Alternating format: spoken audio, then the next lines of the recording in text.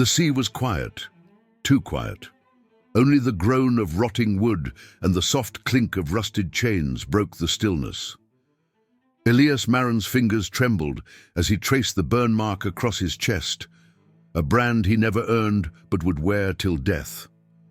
Salt stung the wound, but not as much as the memory. He still remembered the screams, not from the enemy, but from his own men. They begged for orders that never came. They died with his name on their lips. Coward, traitor, ghost. The fire had long gone, out in Elias's heart, but the embers smoldered beneath his ribs, whispering of oaths broken and blood left unburied. His wife had vanished into the sea before he could explain. Now the sea speaks in her voice, every night. And just when silence became his only companion, a ship emerged from the fog, black sails torn, no flag in sight, and standing at the helm, him, the one they say never dies, the one whose eyes see straight through guilt, the one with the beard as dark as midnight ash. Blackbeard, this is not a tale of treasure, it's a reckoning, a curse paid in full. Because the gold was cursed, yes, but it was his name they screamed in the dark. Welcome to the channel, The Pirate's Diary. If tales of pirates, lost oaths, and cursed gold stir something in you, the sea keeps its stories, but only for those who dare to remember. Will you join the crew? Subscribe and step aboard. The blade trembled in Elias Marin's hand even before he opened the letter. Not from fear. That had died long ago, but from something colder, something heavier, the kind of weight you only carry when you've buried everything you ever loved beneath the sea. Rain tapped against the roof of the tavern like fingers on a coffin. The candlelight flickered as the old blind man slid the letter across the table. His eyes, clouded and pale, didn't move, but his voice was dry salt. "It's for you," he rasped. "Been waiting years." The seal was cracked crimson wax, marked by a symbol Elias hadn't seen since the last time he held a dying friend in his arms, a crossed anchor and a serpent curled like a noose. His fingertips brushed the paper like it might bite, and in a way, it did. Inside, just a name. Don Fernando del Valle. Elias hadn't spoken it in 9 years, not since the massacre at La Sirena, the night he was framed, broken, and cast out to drift like wreckage. Fernando had been his brother in arms. They bled together, laughed together, swore the same oaths.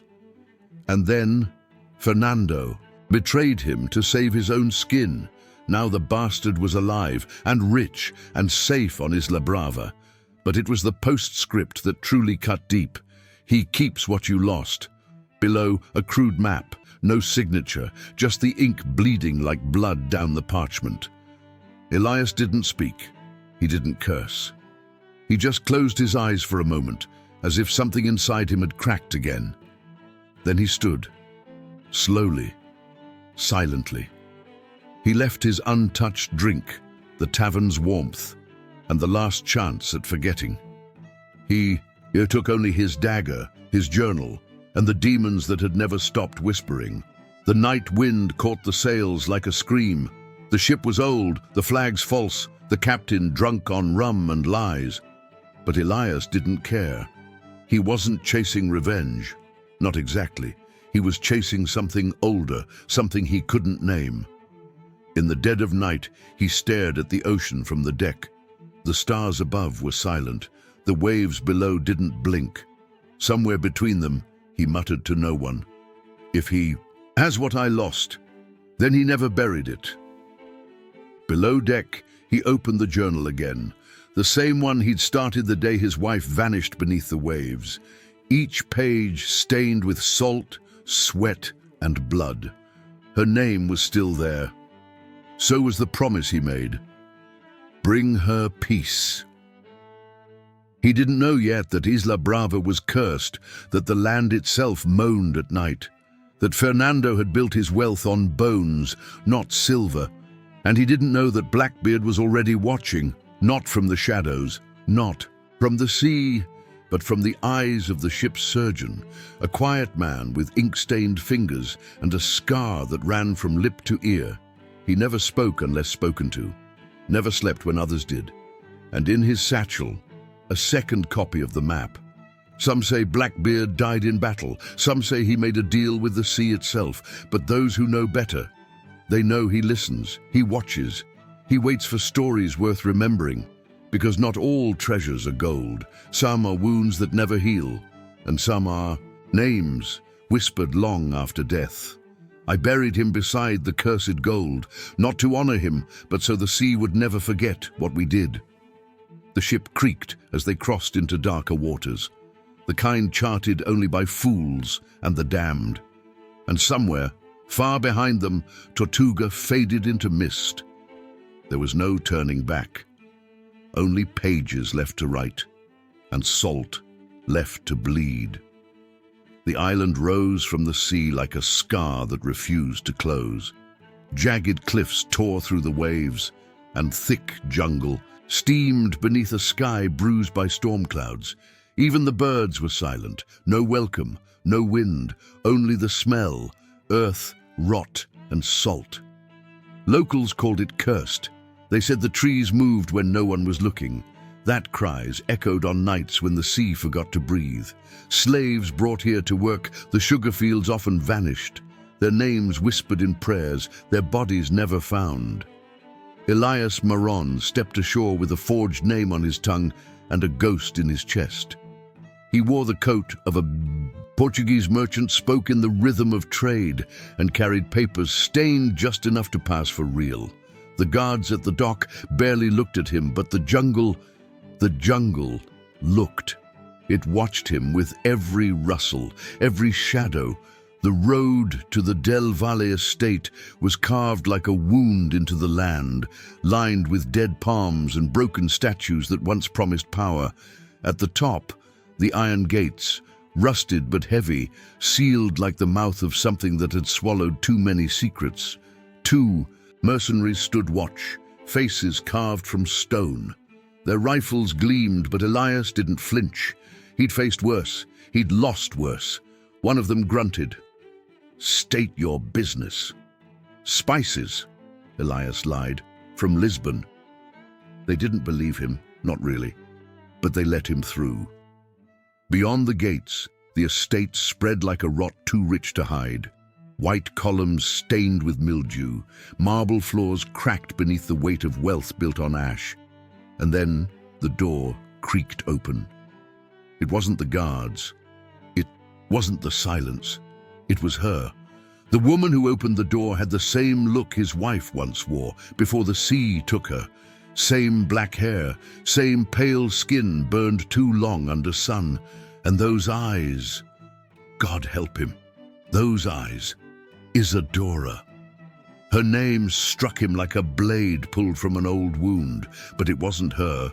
Couldn't be. His wife was dead. Her body never found, her ring still around his neck, but this woman stared at him like she knew, like the past hadn't drowned at all. Elias swallowed, hard. I'm here to see Don Fernando."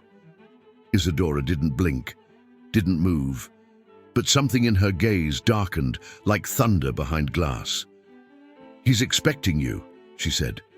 Her voice was calm, too calm, like someone who had seen too much, like someone who'd stopped screaming a long time ago. She turned without waiting. Elias followed her through halls lined with oil paintings and mirrors too tarnished to show the truth. The air inside the estate was thick, with wealth, with rot, with memory. He could hear something dripping, slow, constant, somewhere behind the walls. He kept walking, but the question pounded louder than his footsteps. Was it her? Was she alive? Or had the sea given him back a lie? In the shadows above the stairwell, a figure stood watching, silent, cloaked. Some said Blackbeard had a dozen faces. Some said he was only a myth. But Elias had once seen that silhouette in smoke, when his ship burned. And now, the shape was back, waiting, watching. Because Isla Brava, wasn't just cursed, it was where the past came to feed. The moon hung low and red, like a slit throat bleeding into the clouds. Crickets dared not sing. The air was thick with damp sweetness, rotting figs, overripe silence, and something else beneath it. Elias followed Isadora through the rear halls of the estate, her steps soundless, her candle trembling in the wind that wasn't there. She claimed to be Don Fernando's ward, a rescued orphan from the Canary Coast. But her eyes lingered too long, not with fear, not with curiosity, with recognition, as if she was tracing silently the fractures beneath his skin, the places where guilt lived, where the years had carved out everything soft in him and filled it with salt. "I remember your voice," she whispered once, when no one else could hear, "like a dream you wake from crying." At midnight she came to his door without knocking. Her dress was dark, her hands bare, her breath quick. "Come with me," she said. "He keeps them here." She led him through the back of the estate, where the stone gave way to soil and the fig trees twisted into the sky like old bones. The orchard smelled of sugar and secrets. Every step cracked something dry beneath his boots, fallen fruit, brittle leaves, or maybe something older. They stopped at the center. One tree was different, thicker, older, and its roots reached like claws into the dirt. She pointed. "Dig!" Elias didn't ask why. He didn't speak. He dropped to his knees, pushed the candle into the ground, and unsheathed the dagger he had sworn never to use again, the same one he held the day his wife vanished. The steel caught the moonlight as if remembering blood. Each thrust into the soil was slower than the last. Not because of the earth, but because of what he feared was beneath it. And then, the clink. A box, small and rotting, wrapped in oilcloth. He pulled it out with hands that had begun to tremble again. He unwrapped it slowly, as if hoping it would vanish before he finished. Inside, a necklace of small pearls dulled with time. The clasp, broken, the ribbon, faded, and wrapped around it, her wedding veil. The same one he had placed in her hands the day they were wed, trembling with joy, still too young to understand what forever meant. Elias collapsed back into the dirt, breath caught in his throat like a scream that had no sound. He didn't speak. He didn't weep. But his fingers dug into the soil beside him, like he wanted to sink into the grave that had been waiting for her. Isadora knelt beside him. She didn't touch him. "She wore it the night she came here," she said. "She was afraid. She begged him to let her leave." Elias turned his face away, the taste of blood rising in his mouth. That night he drank rum until the bottle cracked against the stone wall of his room, until his hands stopped shaking, until the shadows stopped whispering her name. But the question didn't drown. It clawed its way up his throat, raw and loud and unbearable. Was she murdered? And if she was, had he come here to kill a man or bury himself? In the hallway outside, the surgeon passed by without looking, his boots silent, his satchel heavier than before, and behind him, down the long candle-lit corridor, a figure stood motionless by the mirror. Blackbeard, not as flesh, but as memory, as judgment, as the one who always knew the cost before the blade ever left the sheath. The sea gives nothing back without taking something first. And on. Isla Brava, the dead don't sleep, they wait. The storm didn't break over Isla Brava. It descended. Clouds like bruised flesh swirled above the jungle canopy. Rain fell sideways, stinging like needles, and the wind howled through the orchard as if it remembered every buried secret. Lightning split the sky in crooked veins, and the sea rose to claw at the island's edge. That was the day the longboat came. Through the surf, it carved a black line toward the shore. No oars, no flag, no crew save. The guards on the bluff raised their rifles, but none fired. They simply watched, frozen, not by fear of death, but by something deeper, something older, Because the man who stepped from that boat wasn't just a man. He moved like a ghost pulled from flame, soaked to the bone, his coat torn by salt and smoke. His beard was thick and tangled, braided with slow-burning fuses that hissed like serpents in the rain. His eyes, wild, burning, awake in a way no mortals ever should be. Blackbeard. He didn't run. He didn't hide. He walked straight through the gates, and the guards parted. No orders, no questions, just silence. Inside the great hall, Elias stood before the fireplace, still gripping the veil like a wound that wouldn't close. The thunder behind him felt distant now, like the heartbeat of some dying god. And then came the heavy sound of boots across marble. He turned. Blackbeard stood there, dripping rain, mud, and something darker onto the polished stone. In one hand, he held a small leather journal, torn, soaked, and stained with blood. He didn't greet him, didn't smile, just placed the book on the table between them. "You were never on the list, sailor," he said, voice like gravel scraped across steel. "Not on the order, not in the reports, not even a footnote." Elias stared at the journal. The seal was broken, the ink had bled, but the pages were still legible. Too legible. Blackbeard leaned closer. His breath smelled of salt and smoke. "Del Valle sold you out. You were never meant to stand trial, never meant to speak. He offered your soul to the crown for silver, Spanish silver, enough to buy a fleet." Elias didn't move, not at first.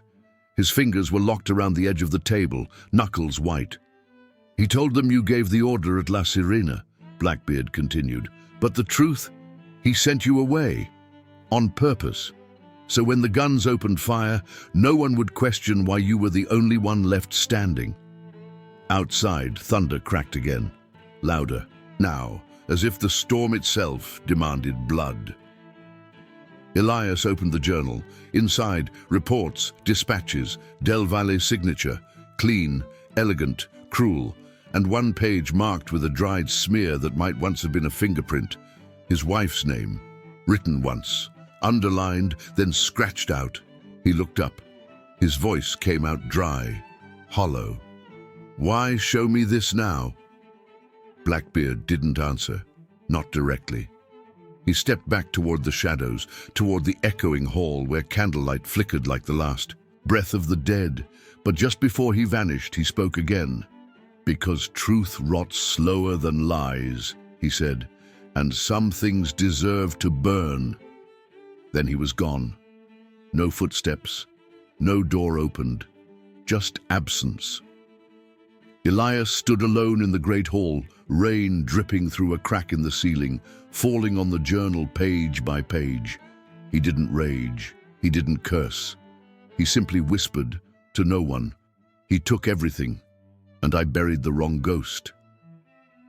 Far beneath the estate, the orchard roots twisted, deeper, around bone, around silk, around the last trace of a promise broken by silver, and in the shadows of Isla Brava, the sea waited, patient, knowing, because betrayal never dies.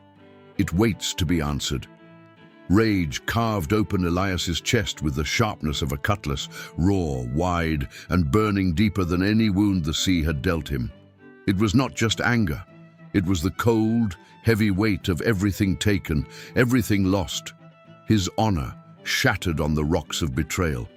His command torn from his hands by lies darker than any night.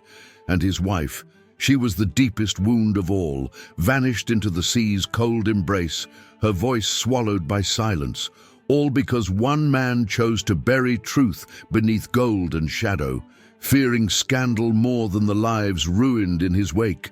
The tavern's walls shook with the storm outside, rain pelting the windows like broken glass, wind howling through the cracks like the ghosts of the damned. Inside, the candle's flicker barely held the darkness at bay. Blackbeard poured rum slowly into 2 cracked cups, the amber liquid glowing like fire in the gloom. The scent filled the air, sharp, bitter, a promise and a warning. "You want revenge," Blackbeard said, voice gravelly and low, like the deep roar of the ocean before a storm. "Or you want peace?" Elias gripped his cup, knuckles whitening like driftwood bleached by the sun. He didn't answer with words. He nodded once, the barest motion, but it held more weight than any scream. "One will take a day," Blackbeard said, eyes flickering to the shadows where Isadora stood quiet and still, her gaze like a knife hidden in velvet. "The other will take a lifetime." The room fell heavy with silence, the kind that presses down on a man's soul and forces him to reckon with the storm inside. Elias could feel the fire in his veins, hot and wild, but he also knew the cold truth buried beneath it. Revenge would be quick, but fleeting. Peace, that was a slow poison, a journey through darkness that could drown a man whole. They sat together through the night, hunched over tattered maps spread across the table like a battlefield. The flickering candlelight cast long shadows that danced like specters on the walls. They spoke in whispers, planning the siege of Isla Brava, the place where every lie had taken root, where betrayal was as thick as the jungle vines choking the island's heart. Blackbeard's voice cut through the quiet like a blade. "She's not who you think." Elias looked up, eyes burning with questions and doubts. Blackbeard's gaze was fixed on Isadora, standing near the doorway, silent and unreadable. "She dreams in another tongue," Blackbeard said, his voice dropping to a warning only Elias could hear. "One that does not belong to this world, or to the sea." The words settled over Elias like a cold fog. He had seen the way Isadora watched him, too knowing, too still, as if she carried a weight heavier than any soul should bear. Her eyes held secrets buried deep, beneath the surface, like shipwrecks lost to time and tide. Elias clenched his fists, the rough wood of the table biting into his palms. "What is she hiding?" he whispered. Blackbeard's eyes narrowed. "On Isla Brava, the past does not rest easy. It waits, hungry, patient, and watching." The storm outside raged louder, thunder shaking the walls like the heartbeat of some ancient beast.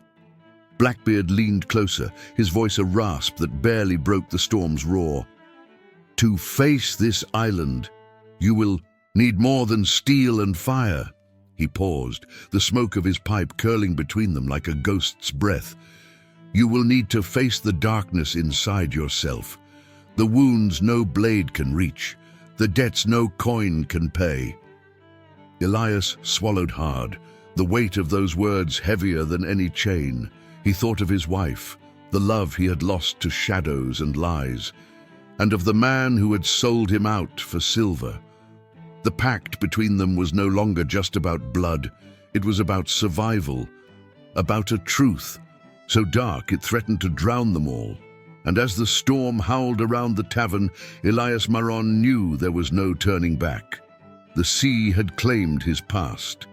Now, it demanded his soul.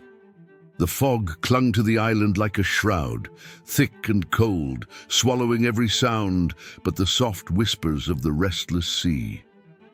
Before dawn broke, the world held its breath, waiting for the storm about to be unleashed. Elias Maron moved through the jungle shadows with a heart sharpened by years of pain and fire. At his side, the Yaoreño tribes stirred, warriors born from the earth, their bodies marked by scars of slavery and cruelty. They carried the weight of chains broken and the thirst for freedom burning like wildfire in their veins. Their weapons were crude but deadly. Muskets stolen from Del Valle's armory, blades chipped and carved from coral reefs, sharpened on stone like the edge of a promise. They waited. The jungle was silent, save for the breath of men ready to fight for their lives, for their land, for the ghosts of their ancestors. When the first light of dawn threatened the horizon, Elias gave the signal. The air exploded with gunfire. Screams tore through the morning mist, savage, desperate, alive. The estate became a battlefield drenched in chaos. The scent of salt and smoke filled every corner, mixing with the coppery tang of blood. The once grand columns crumbled beneath the thunder of muskets. Marble shattered under the stomp of bare feet and broken bodies. Blackbeard was a storm of his own, wild and terrible. His voice cut through the smoke and fury, roaring orders like a demon risen from the depths. His cutlass flashed with deadly grace, striking down any who dared stand in his way. Elias carved his path through the madness, eyes burning with a fury that was almost sacred. He knew what waited for him inside, the private chapel, a place where light dared not linger, where faith was traded for gold. He pushed open the heavy oak doors, stepping into the shadows. There, kneeling before a shrine piled high with coins and jewels, was Don Fernando del Valle, his hands clasped in prayer, not to God, but to gold, cold, merciless, eternal. Elias's voice was low, edged with the weight of every betrayal he had endured. "You sold us all for silver." Del Valle's eyes flicked up calm and cruel. "The sea is a poor judge of men, Elias." But Elias knew better. He had come to collect what the sea demanded, and this time the tide would not turn in Del Valle's favor. Outside, the battle raged on, a symphony of fury and blood beneath a grey sky that seemed to mourn the souls lost in its storm. And somewhere in the distance, the faint crackle of Blackbeard's burning fuses whispered like a promise. The reckoning had come. Isla Brava would remember. Del Valle's blood mixed with the dirt beneath his trembling knees, red like the lies that had built his empire. His face was a mask, cracked by tears and desperation, a man drowning in the weight of his own. Betrayal. He looked up at Elias, eyes wild and pleading. "Land, gold, names, all yours," he rasped, voice ragged as the wind whipping through the shattered estate. "I'll restore what was stolen, your honor, your place, everything." But Elias didn't move, didn't speak. His gaze drifted instead to the altar where Isadora stood, the woman who carried the past like a blade hidden beneath silk. In her hand, a flintlock pistol gleamed faintly, worn but deadly. Her fingers trembled, betraying the storm within, but her aim did not falter. "He lied to us both," she said, voice breaking but fierce. The gunshot cracked through the silence like the last word of a curse cast long ago, sharp, final, unforgiving. Del Valle's body slumped forward, the breath leaving him in a slow surrender to the dark. Elias closed his eyes, the weight of years pressing down like the ocean's cold hand. The man who died was nothing more than a shadow, unworthy of the ghosts that haunted Elias's nights. Because some debts aren't paid in gold, they're paid in blood and silence, and some ghosts are the only truth left to carry. The waves swallowed the bones of the fallen, cold and relentless, as the Llaureño tribes knelt by the shore. Their chants rose with the wind, raw and haunting, a prayer to the sea that took their brothers and promised they would not be forgotten. Elias stood among them, the weight of loss pressing heavy against his chest. Faces he would never see again, names swallowed by the tide. Memories burned into his flesh like the scars no man could erase. Blackbeard was gone before the sun dared rise. No farewell, no shadow left behind. But where the pirate's footsteps vanished, he left one final mark. A letter, sealed with the black flag of the sea's outcasts. Elias broke it open under a sky swollen with storm clouds. Inside, only 2 words and a name: La Penumbra. A place for men with no nation, no God, only the sea, the letter whispered like a ghost's secret.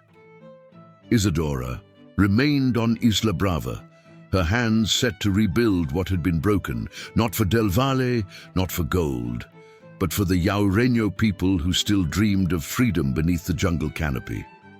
Elias, however, felt the pull of the unknown like a chain wrapped around his soul. When the tide turned, he slipped away from the shore, the letter clutched tight in his fist, the roar of the sea filling the hollow spaces inside him. He did not sail for vengeance, nor for redemption. He sailed because there was nowhere else left to go. La Penumbra awaited, a ghost ship for the lost, the scarred, the forgotten. And Elias Maron, marked by betrayal and shadowed by the past, was its newest passenger. The sea was all that remained, and it was both a prison and a promise. A ship burned on the horizon, its black sails torn by fire and wind. Flames licked the sky like desperate fingers clawing for freedom, and the smoke curled upward, a dark spiral swallowed slowly by the heavy clouds. Below, on a lonely shore, a single grave lay marked only by a rusted compass nailed to a wooden stake, its needle frozen, pointing to nowhere and everywhere at once. Elias Maron stood there, his back bent with years of storms carried beneath his skin. The man who had once been a captain, a husband, a man hunted by ghosts, was now only a shadow pressed into the sand by the weight of a lifetime lost.